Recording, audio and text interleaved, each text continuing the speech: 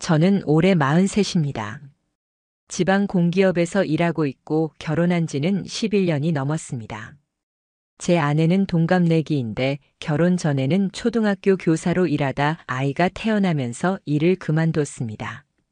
저희는 그렇게 누구보다 평범한 가족이었고 저는 그 평범함이 늘 감사했습니다. 회사는 다소 경직된 분위기였지만 안정적이었고 아내는 살림을 곧잘 해냈으며 아이는 또래보다 조용하고 착한 편이었으니까요. 우리 가족은 4년 전 지금 사는 신축 아파트로 이사 왔습니다. 처음 입주했을 때 단지는 활기가 넘쳤고 같은 세대의 초등학생 자녀를 둔 가정이 많았어요. 자연스럽게 옆집이나 위층과도 왕래가 생겼고 아이 친구들이랑 엄마들도 자주 보게 됐습니다. 그 중에서 우리 옆집 801호는 조금 특이했어요. 30대 중반쯤 되어 보이는 남자 혼자 살고 있었고 평소에도 마주치면 웃으며 인사만 하고 지나가는 정도였습니다. 그때까지만 해도 저는 그 사람이 제 인생에 이렇게 큰 상처를 남길 인물이라는 걸 전혀 예상 못했습니다. 그 사람의 이름은 장윤호였습니다. 처음엔 몰랐는데 나중에 알고 보니 보험 설계사였더라고요.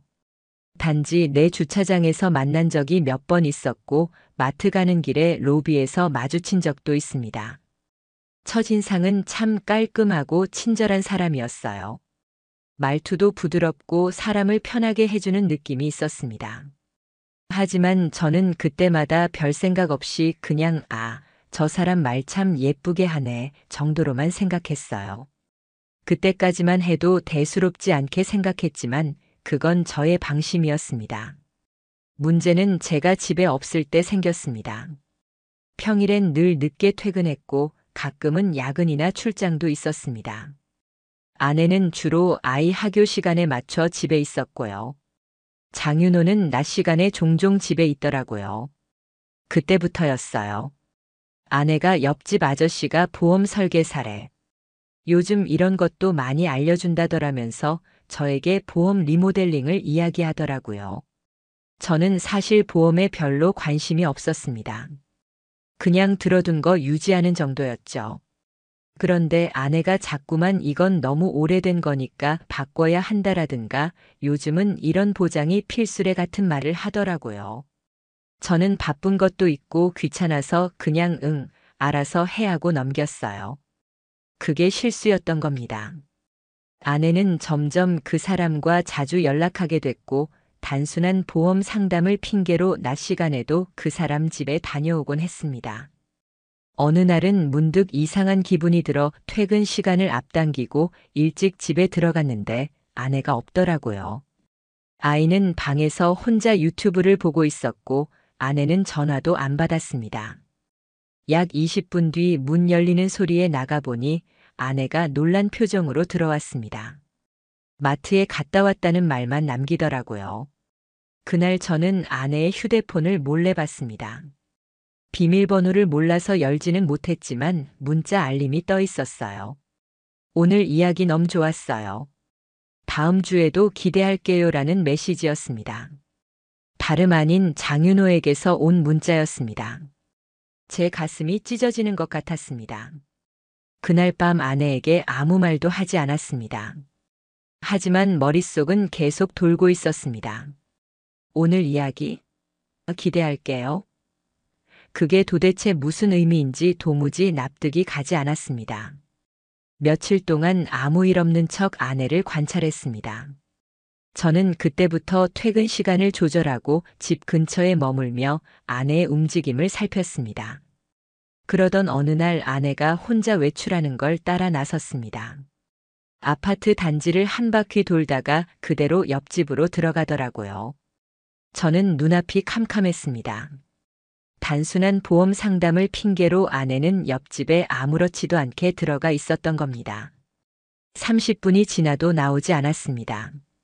저는 도저히 참을 수가 없어 엘리베이터를 타고 8층으로 올라갔습니다. 801호 문 앞에서 10분쯤 서 있었습니다. 심장이 너무 뛰어서 손에 땀이 맺혔고 손가락 끝이 저리기까지 했습니다. 문을 두드릴 용기조차 없었지만 결국 벨을 눌렀습니다. 한참 후 문이 열렸고 아내가 놀란 표정으로 저를 마주했습니다. 저는 그 자리에 얼어붙었습니다. 뒤에는 장윤호가 셔츠만 입고 거실에 서 있었어요. 아내는 당황한 듯 보험 얘기하다가 시간 가는 줄 몰랐네 라고 했지만 제 귀엔 아무 말도 들리지 않았습니다. 그날 저는 아무 말도 하지 않고 집으로 돌아왔습니다. 눈물이 나올 뻔했지만 꾹 참았어요. 아이가 있었으니까요. 그날 밤 아내는 평소와 다름없이 행동했습니다. 마치 아무 일도 없었다는 듯 밥을 차리고 아이 숙제를 도와주며 웃기까지 했습니다. 저는 그 모습을 보며 더 끔찍한 배신감을 느꼈습니다. 도대체 언제부터였을까? 내가 모르는 사이에 얼마나 많은 시간이 지나버린 걸까? 내가 퇴근하고 지쳐있을 때마다 저 사람과 웃고 있었을 생각을 하니 속이 뒤집어질 것 같았습니다. 그리고 저는 생각했습니다. 이건 절대 그냥 넘겨서는 안 될 무언가 큰일이라고요. 그날 이후 저는 잠을 제대로 잘 수가 없었습니다. 아내는 여전히 아무 일 없다는 듯 행동했고 저는 매 순간 그녀의 말과 행동을 의심하게 됐습니다. 전에는 믿고 지나갔던 모든 게 다시 되돌아오면서 재조합되는 느낌이었어요. 며칠 전 친구들과 점심을 먹는다고 나갔던 날, 헬스장 다녀온다고 했던 날, 모든 외출이 그 사람과의 만남이었을 수도 있다는 생각이 들면서 피가 거꾸로 솟는 느낌이었습니다. 가만히 앉아있는 순간에도 머릿속은 미쳐 돌아가는 것 같았고 웃고 있는 아내를 바라보는 것조차 견디기 힘들었습니다. 하지만 저는 아직 아무 증거도 없었습니다. 그저 제가 목격한 장면 하나뿐이었고 그들은 너무나 뻔뻔하게 부정할 게 뻔했습니다.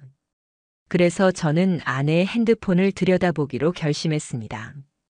비밀번호를 알아내기 위해 잠든 아내의 손가락을 조심스럽게 가져다 대보안 인식을 통과시켰습니다. 손이 덜덜 떨렸어요. 혹시라도 깰까봐 식은땀이 났고 숨소리마저 조심스러웠습니다. 그리고 그 안엔 제가 절대 보고 싶지 않았던 것들이 있었습니다. 카카오톡에는 윤호라는 이름으로 저장된 연락처가 있었고 메시지 내용은 지우지 않은 채 남아 있었습니다. 오늘 오랜만에 웃었어요. 고마워요. 당신은 내 말을 유일하게 진심으로 들어주는 사람이에요. 남편 눈치 보지 마요. 우리 둘만 아는 공간이잖아요. 저는 핸드폰을 쥔 손에 힘이 들어가며 화면이 부서질 듯 했어요. 이건 단순한 친절이 아니었고 단순한 상담도 아니었습니다. 이건 확실한 감정이었고 분명한 선을 넘은 관계였습니다. 그 순간 저는 확신했습니다. 아내는 저를 속였고 그 남자는 그 사실을 즐기고 있었고 저는 완벽하게 바보가 되어 있었던 겁니다. 하지만 저는 참았습니다. 이대로 감정적으로 덤비면 그 둘은 발뺌할 게 분명했고 저는 아무것도 얻지 못한 채 끝나버릴 수 있었습니다. 그래서 저는 계획을 세웠습니다. 그 남자에 대해 알아보기로요. 지인을 통해 보험 설계사 자격증 등록 정보를 알아봤습니다.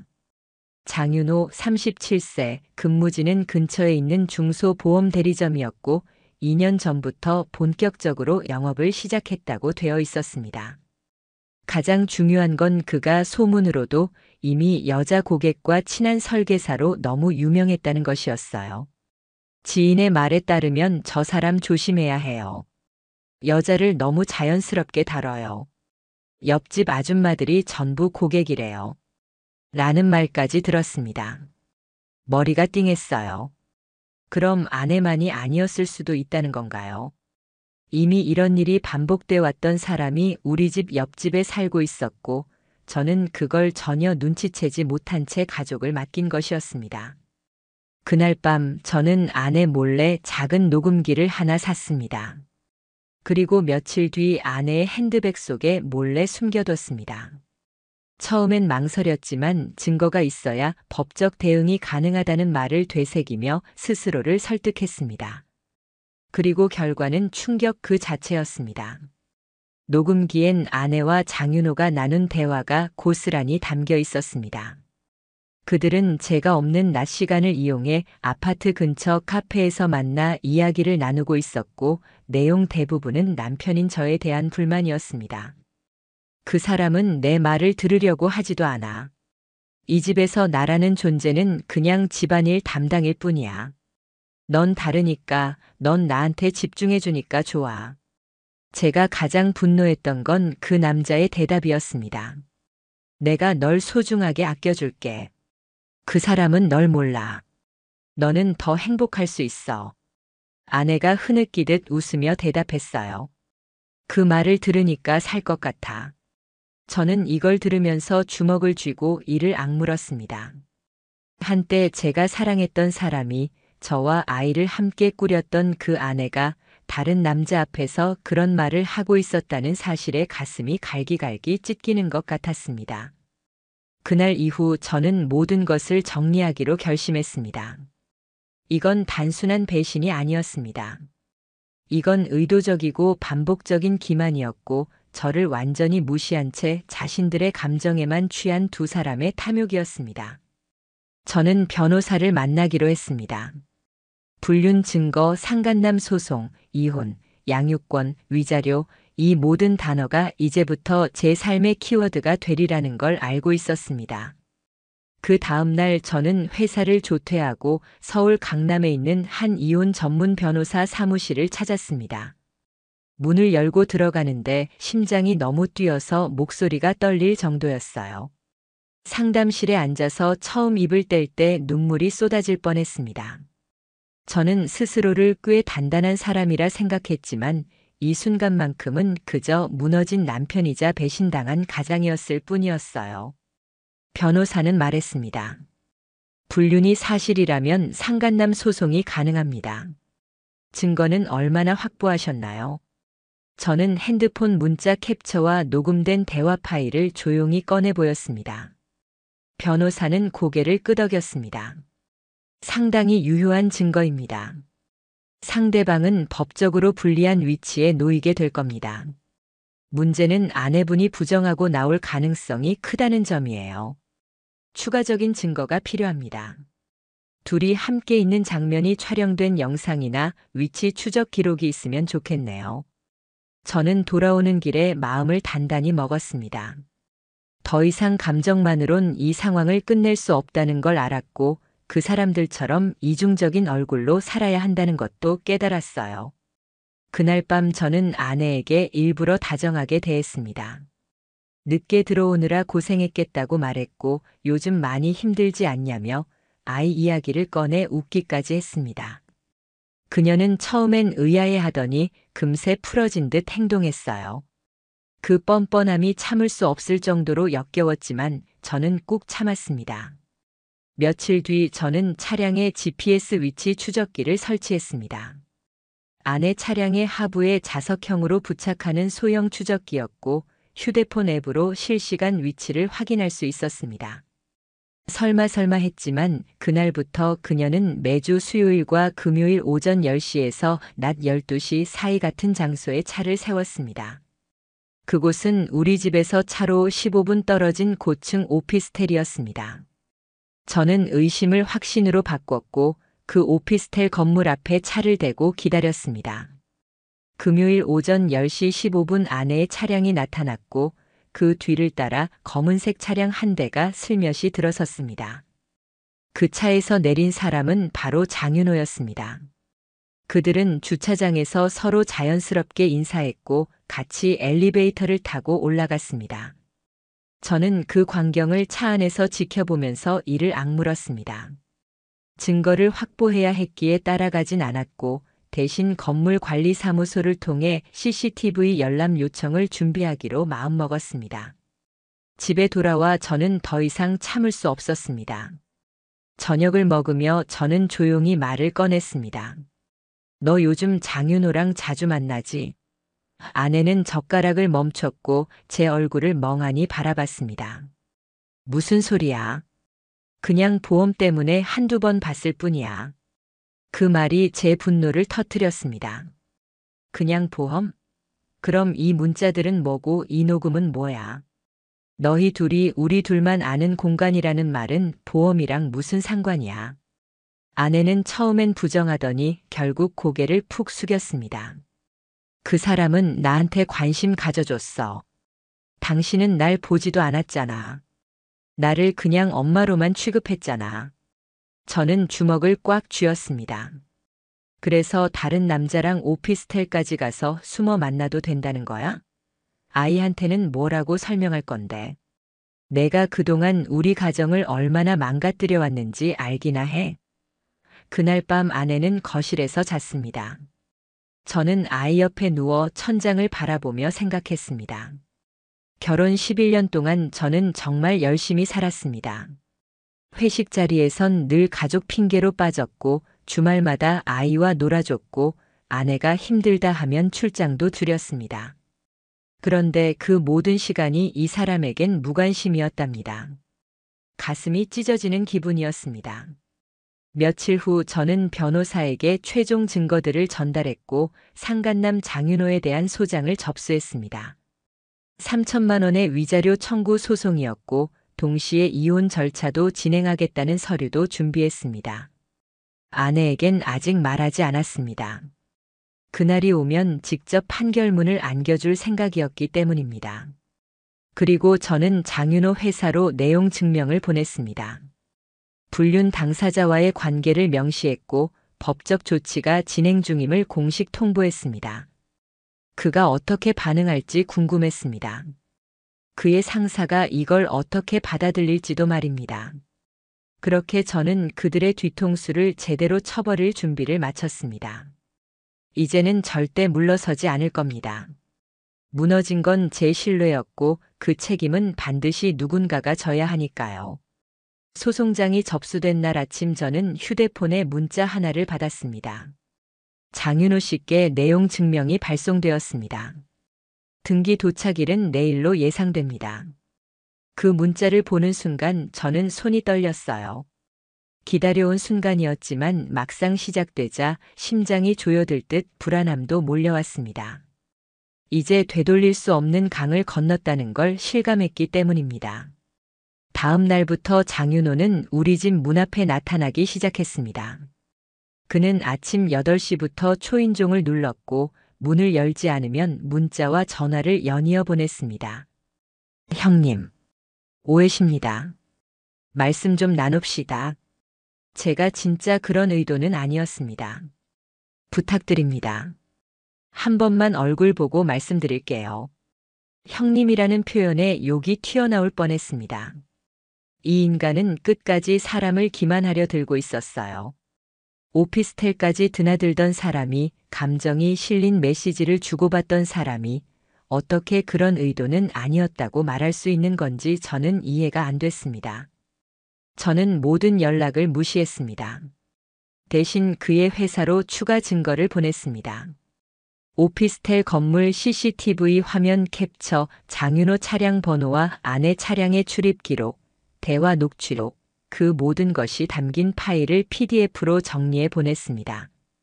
며칠 후 장윤호는 직장에서 정직 처분을 받았다는 소식을 들었습니다.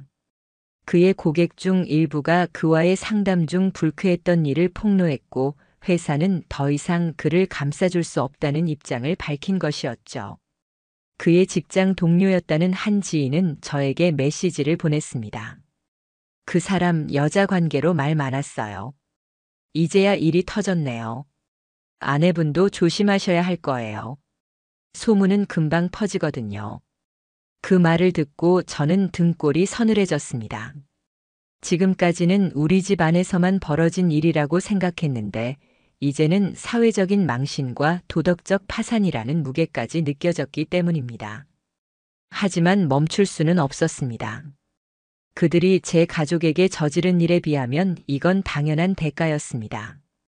며칠 후 아내는 결국 무너졌습니다. 조용히 거실에 앉아 있던 그녀는 말없이 저를 바라봤고 눈에는 눈물이 고여 있었습니다. 당신이 다 한 거야? 저는 고개를 끄덕였습니다. 당신은 내 남편이었잖아.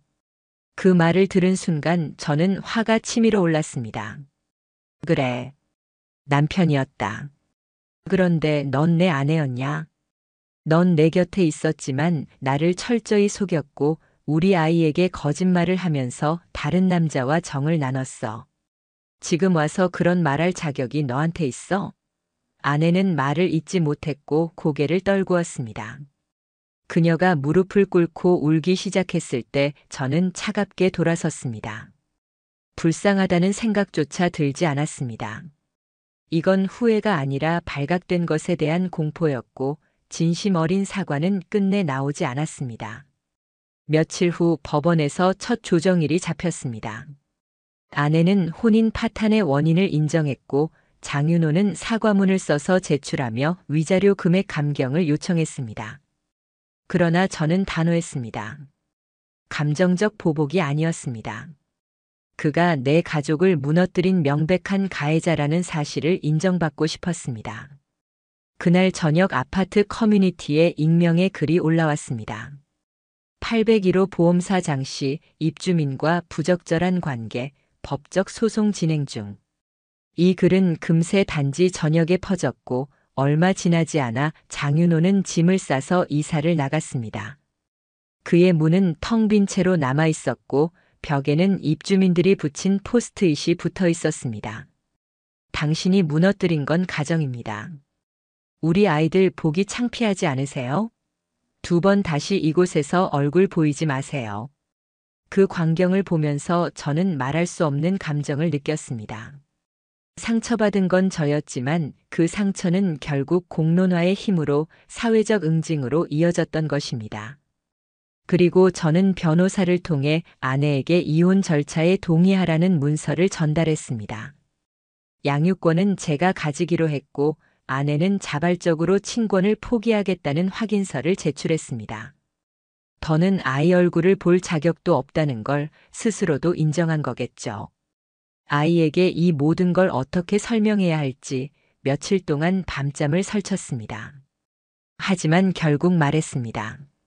엄마와 아빠는 서로 다른 길을 가기로 했다고. 엄마는 아빠에게 큰 상처를 줬고 아빠는 널 지키기 위해 결정을 내렸다고. 그 말에 아이는 한참을 멍하니 있다가 고개를 끄덕였습니다. 난 아빠랑 살고 싶어.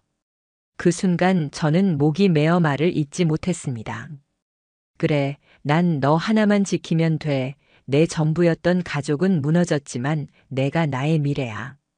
그 어떤 것도 다시는 우리를 위협하게 두지 않을 거야.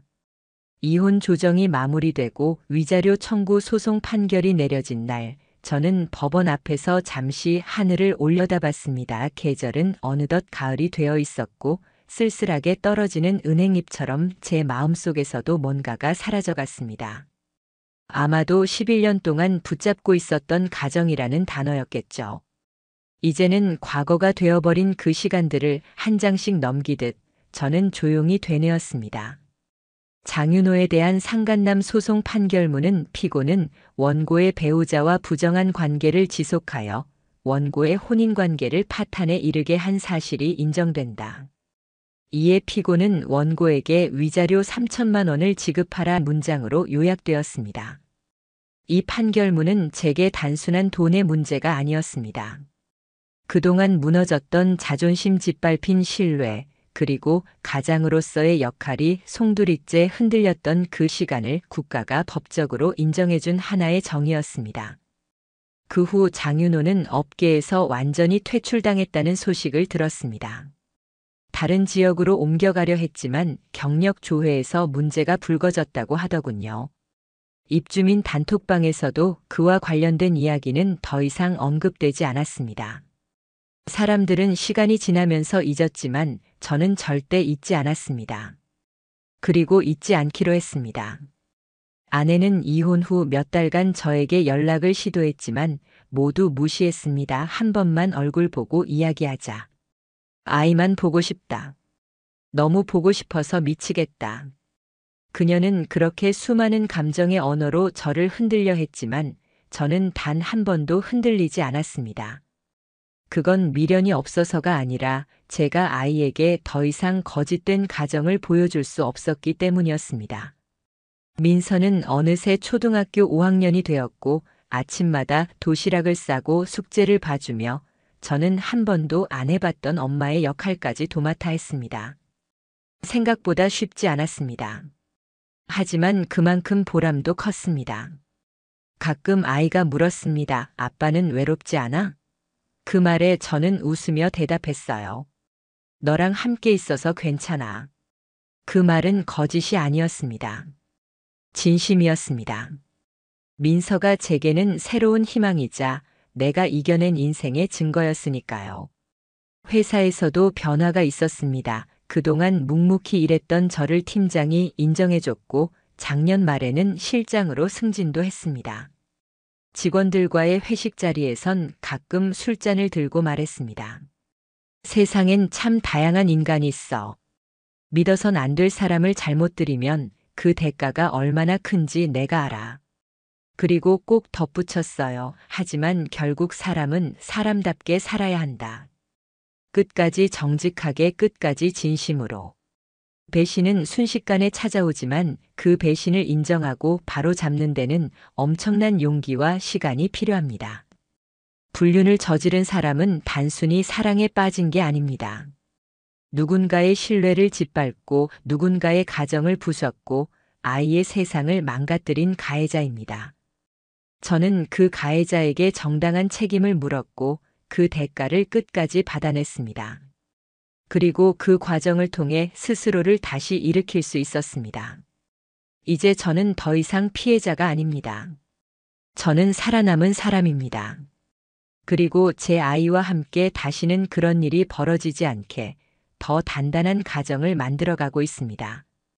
지금 여러분 혹시라도 작은 의심, 작은 불안이 마음속에서 자라고 있다면 무시하지 마세요. 그건 분명 무언가가 잘못됐다는 당신의 직감일 수 있습니다. 그리고 기억하세요. 배신은 조용히 시작되지만 그 끝은 반드시 책임으로 되돌아옵니다.